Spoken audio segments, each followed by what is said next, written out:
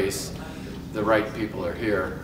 You know, we're interested in talking to heads of chemistry, big pharma as well as some of the biotechs, and that you know, it's basically what we've been able to accomplish. A lot of the right people are here. I think it's excellent. I think they've been very well thought out, a good mixture of both large pharma and kind of biotech kind of startup kind of companies, and a good cross section of kind of companies as well.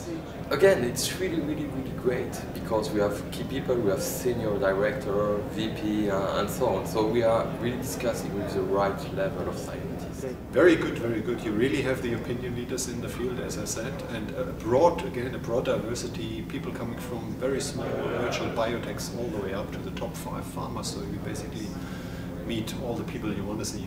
I think it's actually been a terrific mixture. I was nervous that we were only going to see the Mercks and the GSKs and all them. I've seen people from Rotifarm, Humanity, Forma, a lot of the smaller mid-range techs coming in, which is absolutely terrific. Those are the guys who are going to be, you know, the next GSKs and the next Mercks. So it's terrific to have that good mix between the two groups.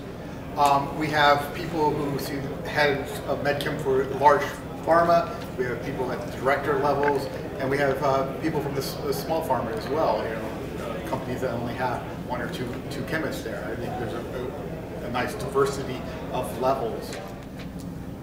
The level of seniority is excellent because bringing together people with many years of experience in drug discovery from big pharma as well as biotechs, and see all the challenges and the problem of the past, and you know, and the current problem and where we go from there. I think bring a lot of expertise to the discussion. I think it's pretty good. It would be nice, I think, maybe to bring in some additional younger people as well. But I think the fact that we have people who have a lot of experience and who have seen a lot of drug discovery problems and know what it takes to solve them, I think that's how we all learn. So I think it's a nice distribution. I think it's really great.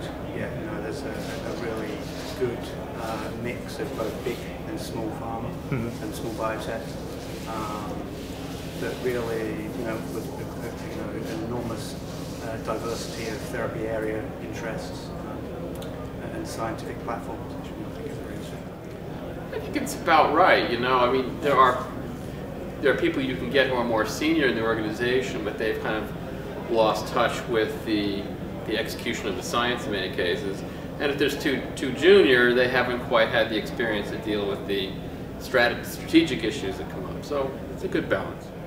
I think what you're looking at here are key opinion leaders and heads of research organizations that typically you wouldn't find so many of concentrated in a nice small symposium like this. So you've got easy access to people with a lot of experience and a lot of pool under their supervision. So it's certainly unique in that regard.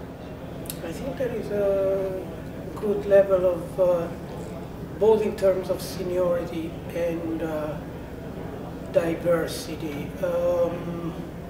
Yeah, I would say so, yes.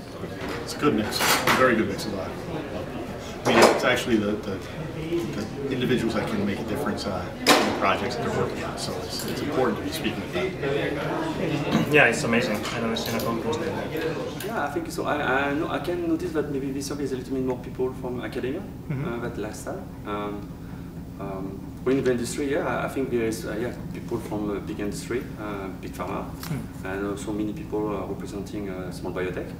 And I think it's definitely important to have people coming from the different area because we are not dealing with the same type of issues.